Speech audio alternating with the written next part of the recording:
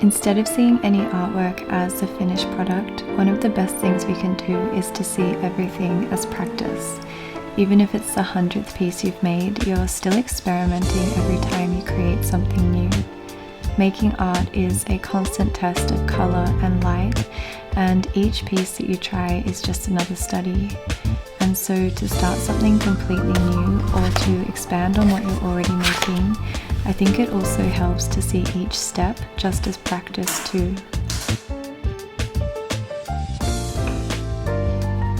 Drawing has become a very consistent practice for me, especially since setting up my apartment as an art studio.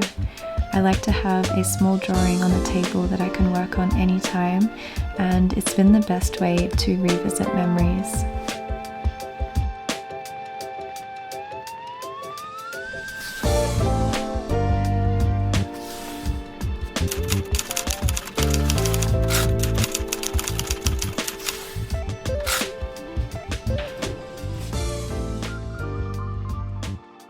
Hi, I'm Ling and I'm turning my apartment into a home art studio. I've been drawing since I was really young, and over the last 10 years or more I've worked on a ton of different drawing commissions, and now I absolutely love to draw everything from portraits to landscapes. On some of my last videos, I saw some comments about wanting to do more art but not really knowing where to start. And I also got the kindest message from someone on Instagram this week from Mauritius. And they said, "I love your videos when you speak about art. I would love to be able to draw and paint, but I'm finding it very difficult to learn to draw by myself. Watching your videos makes me want to learn art, and anything you share is just an encouragement for me. They're not only beautiful, but there is a calmness that I enjoy. Wishing you a nice and beautiful day." And firstly, that message is just so kind and uplifting, and it definitely also made me think that I could share more about the creative process behind drawing. I think that a lot of it comes down to practice and personal preference, and it really depends on the style that you have in mind, but I can definitely share a few things that have really helped me over the last few years. So this video will be split into a few different chapters. We can cover things like the materials and what you'll need to get started, how to look at color and light, all the way through to pricing drawings and storing them. I'll also have a tutorial in one chapter with a whole drawing from start to finish.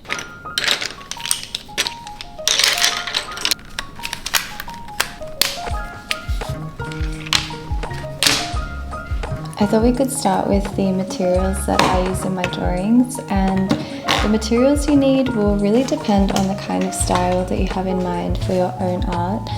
But in general, I do think that drawing has quite an easy entry level, especially compared to some other types of art, because you really don't need a lot of materials to get started. For the kinds of things that I'm drawing, it's really helpful to have quite a big mix of neutral colors, especially because for portraits I'm normally drawing skin tones, and for landscapes I'm usually drawing very earthy scenes. And then I also have a mix of the primary colors as well. But there are basically only two main brands that I use for all of my pencils. The first one is Faber-Castell, which I've been using since primary school, and I still use all of their graphite pencils to do the first sketch before I move on to colored pencils. You can get really light shades of graphite from them, and these are really easy to rub out before you start your main drawing. I also do use some of their color pencils as well, and you can see how often I reach for these ones. Things like black and brown are really useful in my drawings because I find that Faber-Castell is quite a hard pencil. It means that you can sharpen it to a really fine point, and I find that perfect for starting most of my drawings and getting some of the details right. So I would use this first to map out things like the eyes, kind of like an underpainting where people might use burnt umber. And I find these really good also for going back later and adding a lot of small details into the work. The second brand of pencils is called Prismacolor. So these are kind of opposite to Faber-Castell. I use their soft core pencils, and they're exactly like what they sound like. They have a very soft core. The way that these colors blend together has really helped me to create quite a smooth and dreamy look in my drawings, which I personally really like. And it's also helped me to layer up sections in ways that I couldn't have actually imagined.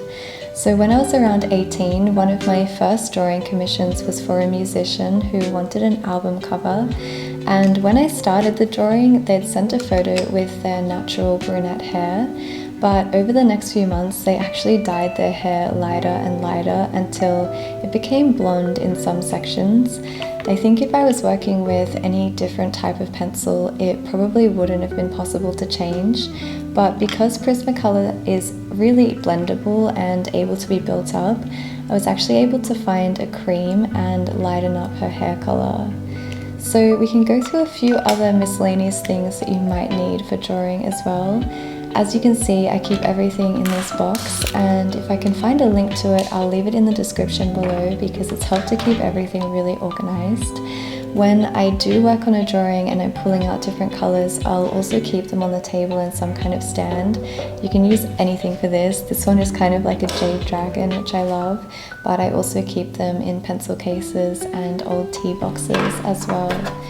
So if you're working with color pencil, I'd recommend getting a really good pencil sharpener that works with both hard and soft pencils as well as graphite. And if you can, I think it's worth picking up a few different kinds of erasers. So the first one is a very hard eraser, which is going to be good if you need to remove large sections, or colored pencil can be a lot harder to erase in general, so these are pretty helpful. The next type of eraser is called a kneadable eraser, and they're usually made of kind of like a gum. They're a lot softer and more malleable, and this is great if you need to lift up some sections of the pencil or just lighten up small areas. The other things I have in here are a ruler, which is really helpful for mapping out the original drawing, and if you can get a clear ruler, it will be a lot easier to see what you're working with as well. This case also came with a wooden board, which I use if the drawing's small enough, just as a backing and to protect the table.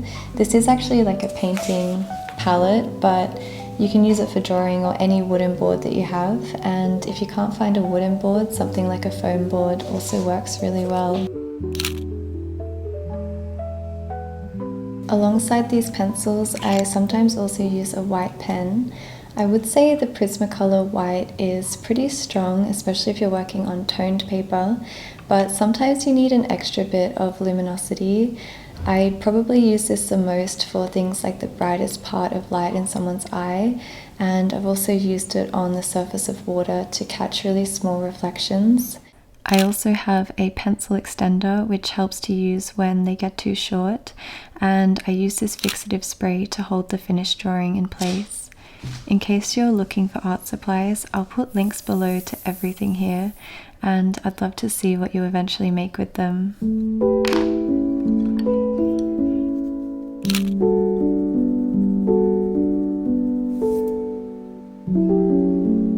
So I haven't really checked, but I probably have around 200 or more pencils in this collection now, and that's just because I've picked up quite a few different sets over the last 10 years. But you definitely don't need that amount to start with, and to be honest, there are so many pencils that I've barely used. I think that's because I've really narrowed down my own color palette, and even though every single place that I'm trying to capture is different, I would say that a lot of the colors in my drawings have very earthy pastel tones, and because I'm basing them on my own memories, I think there's always one dominant color that usually stands out. But if you're just getting started or not sure what kind of color palette you want to use for your own artworks, I think it can be really helpful to pick up a color wheel like this. These are usually very helpful for painting when you need to mix colors from scratch, which you don't really need to do as much in drawing. But for every single color, there are so many variations in saturation, lightness, darkness, and hue, and it really helps to see them all laid out in a spectrum. There's also some simple things to keep in mind when thinking about color, and the first one is that most colors aren't absolute tones. So when we look at things like shadow, I think it's very easy to reach for a black or one of the darkest grays, and when we think of light, it's easy to reach for a very pure white. But in reality, a lot of colors don't appear on opposite ends of the spectrum like that, and it's much more helpful to start paying attention to undertones. Shadows have a lot of undertones, and I'm usually mixing browns, blues, reds, purples, and grays to create them. A simple thing that you can do at any time before you even start drawing is to look at colors more and notice whether they're warm or cool toned. So if you're looking at a field of grass or trees, instead of just registering the color as green, try to notice whether that green is being made warmer, maybe through yellow, or lighter with white, or cooler through stronger blue undertones. You can also use the color wheel to find different relationships between colors. Sometimes using complementary colors like blue and orange or red and green can create balance and make a drawing feel more vibrant because they naturally enhance each other's intensity. Other times you can create contrast with muted or desaturated tones and then use a single pop of color or mix in warm light against a cooler background. And then there's split tones where your highlights go towards one hue and your shadows towards another. So you could take golden light but use soft blue shadows. It's just a subtle way to bring depth and atmosphere without relying on a very heavy contrast. I know that might be an oversimplified explanation, but you do really need to do this exercise every single time that you reach for a pencil, so it can be really helpful to always be conscious of the type of color that you're looking for. And if that doesn't sound simple, or maybe you've put down a color but can't really figure out why it doesn't look quite right, it can definitely be helpful to go back to some kind of color palette, and that way you can have an easy reference point for whether you need to add more blue, yellow, or red as you go around the color spectrum. The next thing we can chat about is the type of paper for your drawings. And this really depends on the type of style that you have in mind, and you can obviously always use things like wood or canvas as well. But if you're just starting out, I'd say there are two main things to look out for when you're choosing a paper, and that is the weight and the texture. So the weight is usually called the GSM, and if you're just practicing, you can use something like printing paper, which is fairly light. But I'd say if you start to notice fine lines or creasing, it's better to move up to a slightly thicker and sturdier paper. So for everyday use, like these small illustrations that I've been doing, I'd go for something around 220 GSM. The heavier you go, the more it can absorb, so the heaviest ones are usually for things like watercolor, but I have used thicker paper for really big artworks that I don't want to get damaged in transport. The next thing is the texture, which can really change the effect of your drawings. If you want something very smooth like satin or skin, or you want to add the texture in with the pencils themselves, then the best thing to do is just look for a paper with a very smooth finish. But at the same time, a bit of grain or tooth on the paper can really help to pick up the colors and sometimes make the works a bit more vibrant as well. So it just depends on the feeling that you're going for. I sometimes also look for paper with a texture of its own, like this one has a really natural brown running through it, and tone paper can also be a really good option because things like highlights are much easier to create when you have that shade as a base. When we're thinking about the type of paper, it's also a good time to think about the size that will actually suit the drawing. So I think the largest drawings that I've ever done were actually double the size of this piece of paper, which was huge. One was of a temple that someone wanted to hang in their living room on a really large scale, and another was a portrait of a man standing in a very open field in Mongolia, so it made sense to have them on a really big landscape size. But I would say that with drawing, it can be a bit hard to do something at this scale, firstly because you need to enlarge the proportions and make sure everything still looks right, in which case I'd recommend using a projector. But secondly, because drawing can be really tiring on your hands, and I think you just need to allow a bit more time to cover the surface area.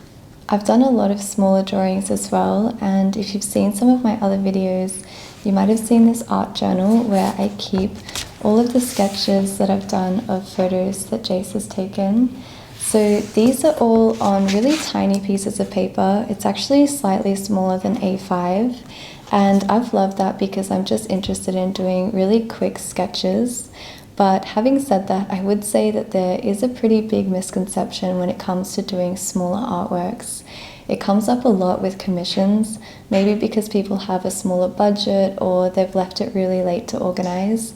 But sometimes people will say, can you just do it cheaper and quicker and smaller, when actually it takes just as much time, if not more, to do a smaller drawing. I think it's easier for something like a landscape where the details don't need to be too precise. But especially if you're working on something like a portrait where you need everything to be extremely accurate, I think it can be quite nerve-wracking because even the difference of 1 millimeter in someone's features can make them look like a completely unrecognizable person. So I think if you're starting on a new subject or you just want to practice drawing more generally, there is actually a good medium size, and sometimes I think it's nice to have a little bit of room for error. You basically want to have it big enough that you can fit all of your details without it being too tedious, and you also want to give yourself a bit of room to create in a looser style and not think too much about mistakes. This is definitely not prescriptive, but just in case it helps at all, when I'm drawing one portrait, I can do it at A5, but I find A4 is a lot more comfortable. And once I start to add more people, I'd usually go up to at least A3.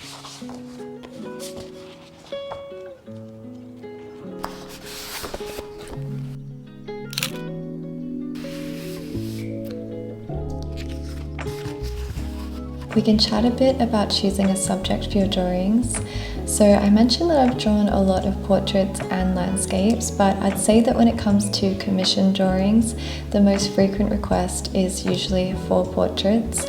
And that makes sense because a lot of the time people are giving my drawings as gifts. So they've come up around birthdays and anniversaries. I've also drawn a lot of wedding photos and also some photos to remember people who have passed away. And I think that's been one of the best parts about making art, that I've been able to remember or celebrate people through drawing. But there are definitely a few things that can make the drawing process easier, if not just better overall. And the first one is really just lighting. I know that the iPhone is great for photos because it tends to even out a lot of the lighting, and that's really good when it is a photo, but I do find sometimes when you try to draw it, you can end up with quite a flat image. The second thing is that if phones are used to take it in more of a selfie angle, sometimes there can be a bit of distortion, maybe like a fisheye effect, and that's really bad if people's shoulders or faces start to get warped towards the edges of a photo. The thing is that that might not be very noticeable in the photo itself, but often you'll find that if you put it straight onto paper, those proportions will start to look really out of place. So the best thing you can do if you're asked to draw portraits or if you want to get into portrait drawing is try to take photos that have more contrasted lighting and where people are a little bit further away from the camera. It's much better if someone else can actually be taking the photo. So as an example, I can show you this photo of my friend Sue and her family. And you can see that they're all really clearly visible, and there's quite a strong light source that flows over all of them in a consistent way. And I know this example might be a bit dramatic because the shadows really stand out, but I think if you can recreate this type of light in a drawing, it will have a really realistic and bold feeling, which you might not get as much if the lighting isn't as contrasted. But having said all of this, I don't think the photo needs to be professionally taken or shot in studio lighting or anything like that.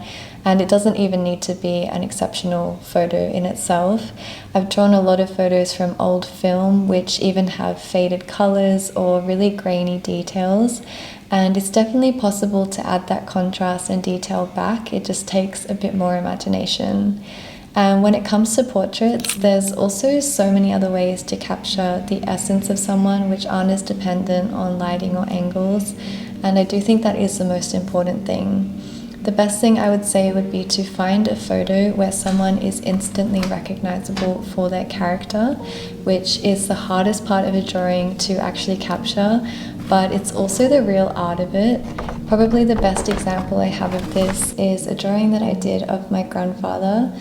And you can tell he's not overly posed and the lighting isn't extremely dramatic. It's quite a casual photo that was taken on film.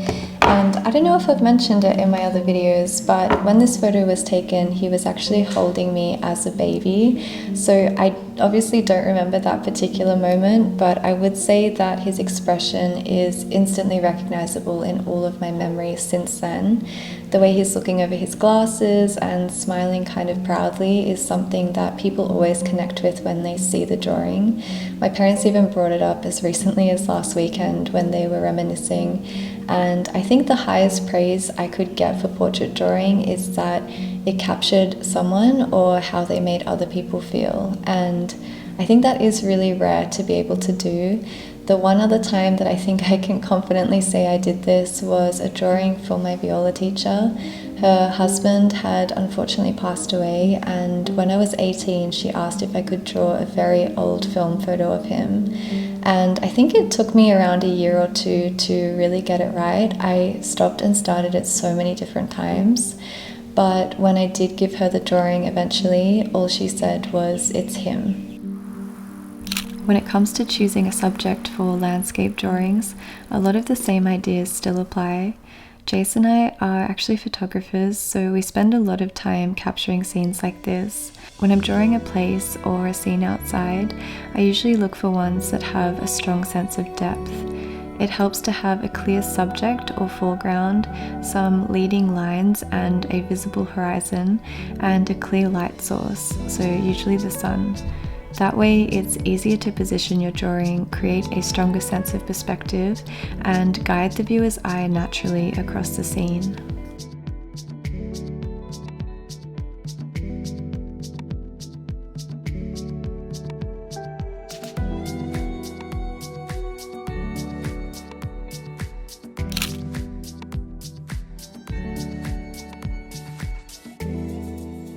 So once we have a subject, the next thing is to get it onto the paper.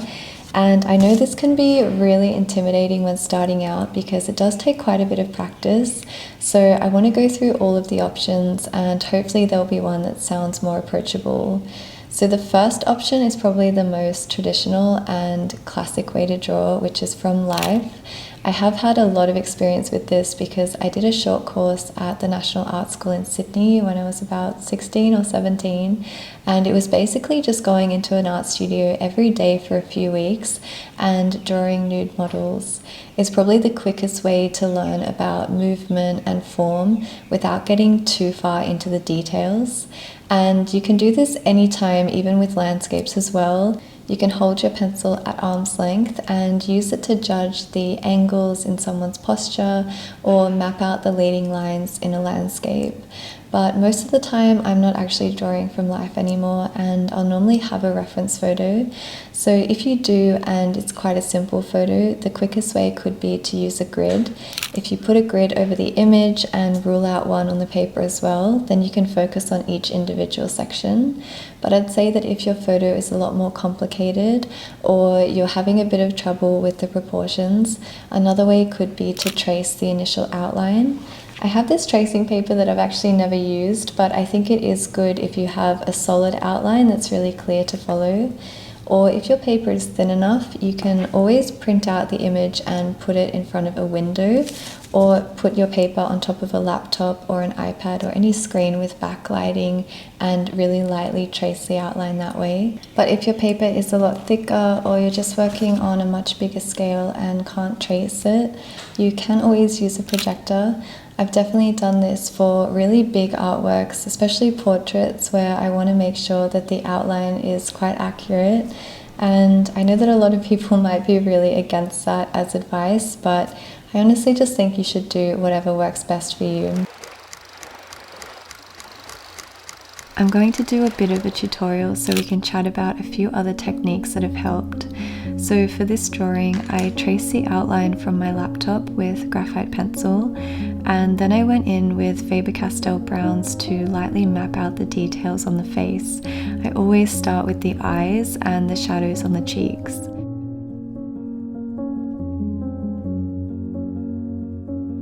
For the first skin tones, I am using a mix of those browns with Prismacolor pencils, colours like light peach, nectar, cream and grey. I keep adding small areas of shadow underneath and then blending everything together with the peach colours.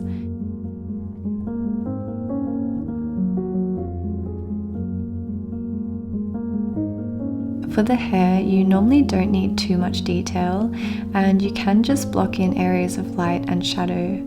I'm also simplifying the light inside and blocking it out quite clearly with a very warm yellow. Then I'm using a sharp black to add some of the wood grain and rubber details.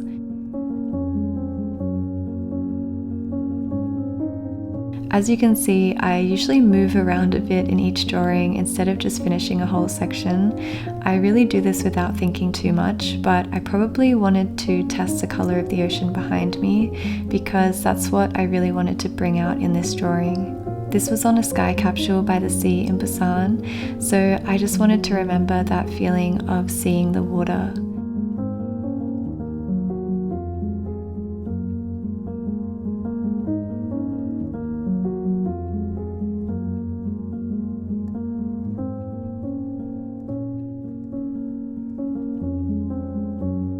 I'm not sure what you'd describe my drawing style as, but I'm definitely not trying to create hyper-realistic artworks in this sketchbook. So when it comes to things like the reflection in the glass, I just want to give an impression of it. And the best way to do that here was to add the shadows first and then really blend them out with lighter colors, so nothing needed to be too precise.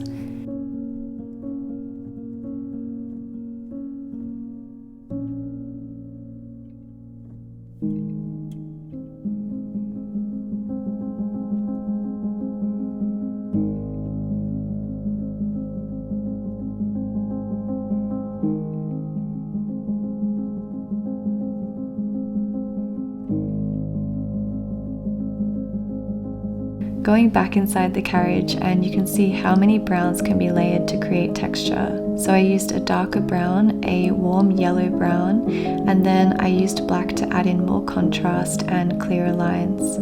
I'm also switching between different types of pencil depending on the textures. So for the walls, I'm using a Prismacolor grey to make them very smooth, I guess like the original metal. But for the shadows on my clothing, I liked using a Faber-Castell grey more because it has a slightly rougher texture, which I just found worked better for the fabric I was wearing.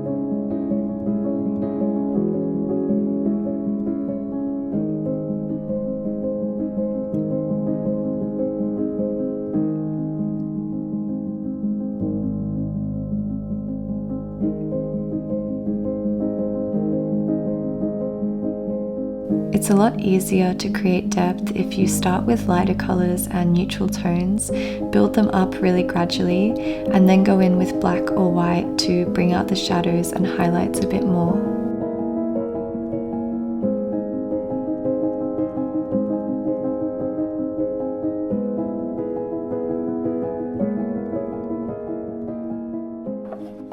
Drawings on paper can definitely fade over time, but I've also seen some that have been kept perfectly for many decades. When I finish one, I use a fixative spray to keep the pencil in place. Then the best way to protect a drawing is usually behind glass. If you can use a cardboard matte border, that will also help to stop the paper sticking to the glass, which can happen if there's condensation. It also helps if you can put tape around the back of the frame just to stop dust getting inside. For some drawings, I've printed copies to hang in small frames so I can keep the original away. And then for my own collection, I decided to get some albums to display them all together. These are from a store called Kami Paper in Melbourne. I have a whole other video about starting the process of art journaling, including all of the photography behind these sketches, which I'll link here as well.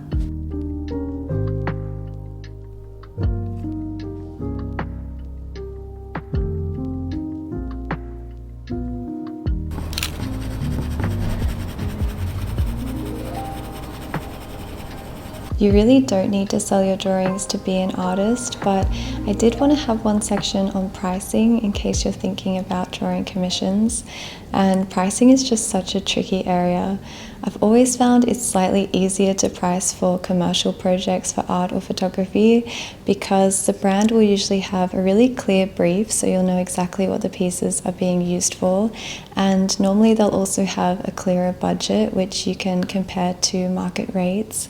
But I'd say that for more personal commissions, it's really hard to price your drawings properly.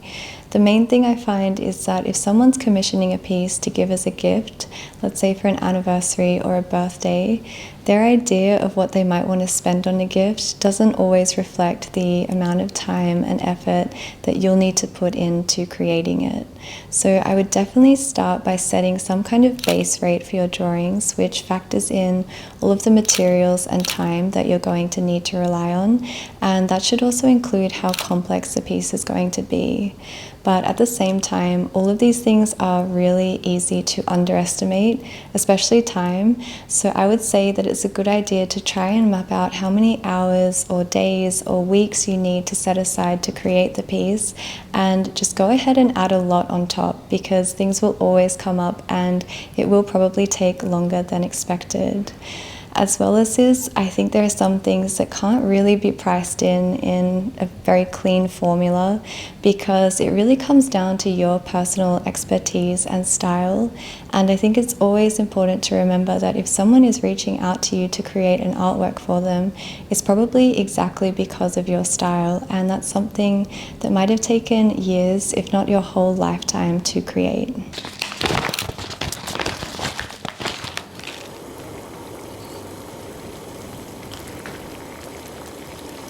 I wouldn't focus too much on the idea of talent because anyone can learn absolutely anything with the right amount of practice. A lot of it comes down to trial and error, and really the best thing you can do for your art at any time is just to practice as much as possible without expectation. So trying something new as often as you can, even if it's just every month, but doing it without the added pressure of wanting to finish it to a certain level, to show anyone, or to do anything with your drawings. The most important thing is just the time that you spend drawing them.